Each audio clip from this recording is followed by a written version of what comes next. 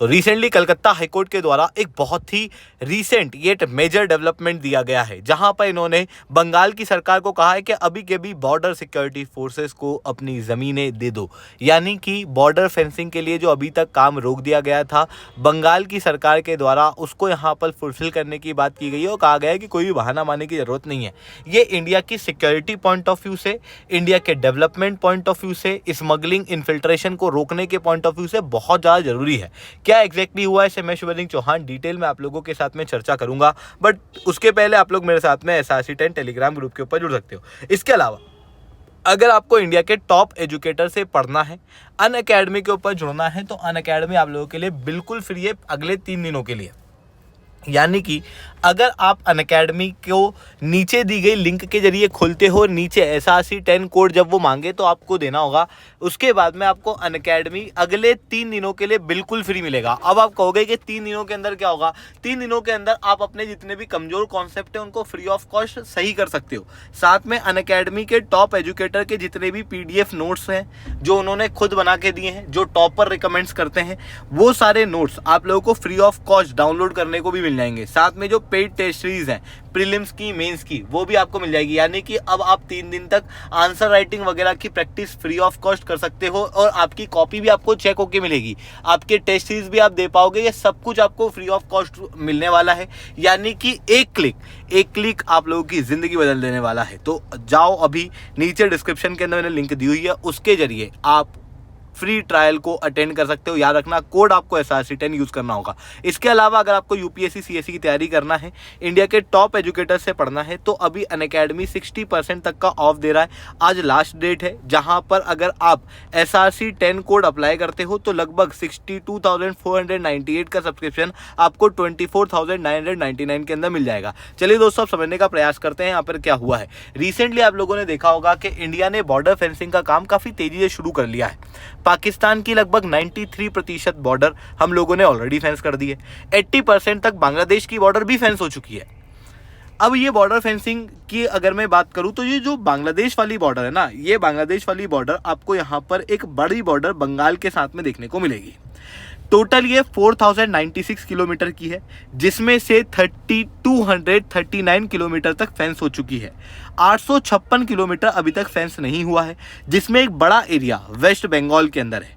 जबकि 2016 के अंदर कैबिनेट गवर्नमेंट के द्वारा ऑलरेडी अप्रूवल दिया जा चुका है कि यहाँ पर बॉर्डर फेंसिंग कर दी जाए, बट उसके बावजूद भी अभी तक यहाँ पर काफ़ी ज़्यादा डिले देखने को मिल रहे हैं।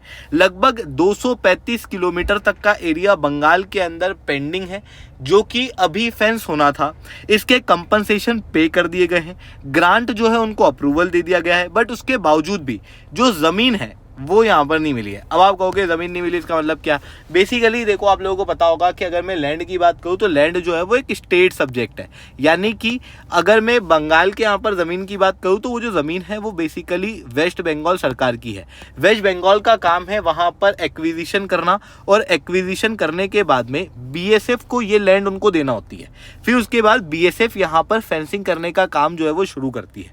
बट वेस्ट बंगाल ने एक्विजिशन तो किए, पर अभी तक हैंडओवर BSF को नहीं किया। जानबूझ करके यहाँ पर डिले जो है वो इस प्रोसेस के अंदर किए जा रहे थे, जिसके बाद कलकत्ता हाईकोर्ट के अंदर केस पहुंचा, और कलकत्ता हाईकोर्ट के अंदर जो चीफ जस्टिस हैं और जस्टिस पार्था सारथी सेन हैं, इन दोनों के द्वारा अपना डिसीजन दिया गया और इन्होंने कहा कि बंगाल सरकार 31 मार्च तक जो ज़मीन है वो हैंडओवर करे BSF को, और अगली हियरिंग 2 अप्रैल को होगी ये चेक करने के लिए कि हैंडओवर हुआ है या नहीं हुआ है। इन्होंने ये भी कहा कि SIR के रिवीजन को बहाना ना दिया जाए बंगाल सरकार के द्वारा, ना ही इलेक्शन प्रिपरेशन का बहाना दिया जाए, ना ही एडमिनिस्ट्रेटिव रीजन का बहाना दिया जाए, बल्कि इमीडिएटली सारी चीज़ें यहाँ पर की जाए।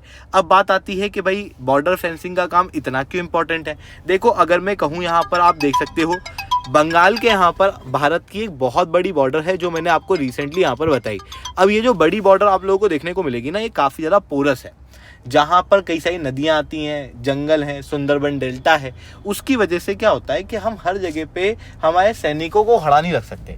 इस वजह से ना क्या होता है कि यहाँ पर बांग्लादेश से कई सारे लोग इंडिया के अंदर इन्फिल्ट्रेट कर जाते हैं, यानी कि इलीगल माइग्रेंट्स के रूप में भारत के अंदर रहते हैं।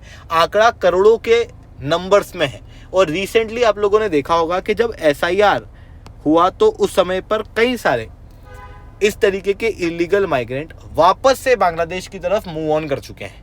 और जब वो मूव कर चुके हैं तो अब हमारी जिम्मेदारी ये बनती है कि यहाँ पर इस तरीके से फेंसिंग हो जाए ताकि वो वापस इंडिया के अंदर ना आए। अब आप कहोगे कि अगर वो आ भी जाते हैं तो दिक्कत क्या है? दिक्कत ये है कि इस रीजन के जो लिमिटेड रिसोर्सेज हैं उनके ऊपर स्ट्रेस तो पड़ेगा ही सही, साथ में अगर आप देखोगे तो नॉर्थ ईस्ट के अंदर ना ट्राइबल कम्युनिटी ज़्यादा रहती हैं जिनकी अपनी एक सेपरेट आइडेंटिटी है। अगर बांग्लादेश से लोग इस रीजन के अंदर माइग्रेट करते हैं तो फिर डेमोग्राफी चेंज होती है और डेमोग्राफी डायरेक्टली कल्चर और लोकल डेमोक्रेसी को इम्पैक्ट करता है। इतना ही नहीं, देखो ये जो इन्फिल्ट्रेशन है, ये इन्फिल्ट्रेशन कई बार ड्रग्स, स्मगलिंग, इस तरीके की चीज़ों को भी बढ़ावा देता है। साथ में नॉर्थ ईस्ट के अंदर जो इंसर्जेंसीज हैं उन इंसर्जेंसी को भी सपोर्ट यहाँ पर मिल जाता है क्योंकि बांग्लादेश के अंदर वो सेफ हेवन के रूप में ज़मीन को यूज़ कर पाते हैं। पर अगर हम बॉर्डर फेंसिंग कर देंगे तो मूव काफ़ी ईजी नहीं हो पाएगा, काफ़ी मुश्किल हो जाएगा। और जब मूवमेंट काफ़ी मुश्किल हो जाएगा तो जो सेफ हेवन की बात है वो पूरी तरीके से खत्म हो जाएगी। रिसेंटली आप लोगों ने ये भी देखा होगा कि एक आतंकवादी संगठन के द्वारा कहा गया कि अब वो बांग्लादेश से ऑपरेट करेंगे। ऐसी कंडीशन के अंदर आतंकवादी लोग भी बांग्लादेश से इंडिया के अंदर इन्फिल्ट्रेट कर सकते हैं, तो उनसे भी हम इंडिया को प्रोटेक्ट करना चाहते हैं। इस वजह से ये बॉर्डर फेंसिंग जो है वो काफ़ी ज़्यादा ज़रूरी है। और इसीलिए यहाँ पर कलकत्ता हाईकोर्ट के द्वारा कहा गया कि वेस्ट बंगाल सरकार जानबूझ करके बॉर्डर फेंसिंग को डिले ना करे, इमीडिएटली बॉर्डर फेंसिंग का काम जो है वो शुरू किया जाए और उसके लिए जो लैंड एक्वायर की गई है वो लैंड सप्लाई की जाए। तो ये चीज़ें यहाँ पर देखने को मिल रही हैं। आई होप ये सारी बातें आप लोगों को समझ में आई होंगी। लेक्चर अच्छा लगा हो तो लाइक करना, लेक्चर बहुत अच्छा लगा हो नीचे SRC10 कमेंट करना। इसके अलावा अगर आपको अनअकैडमी का फ्री ट्रायल 3 दिन के लिए चाहिए तो आप लोगों के पास में अच्छा मौका है, नीचे डिस्क्रिप्शन के अंदर मैंने लिंक दी हुई है, SRC10 कोड डालो और उसके बाद में फ्री ऑफ कॉस्ट अनअकैडमी को एक्सेस करो। इसके अलावा अगर आपको अनअकैडमी का 60% डिस्काउंट चाहिए तो भी याद रखना मूल मंत्र है SRC10 अप्लाई करो, 60% तक का डिस्काउंट आपको आज मिलेगा। ठीक है दोस्तों, आज के लिए इतना ही। That's all from my side. जय हिंद, जय भारत।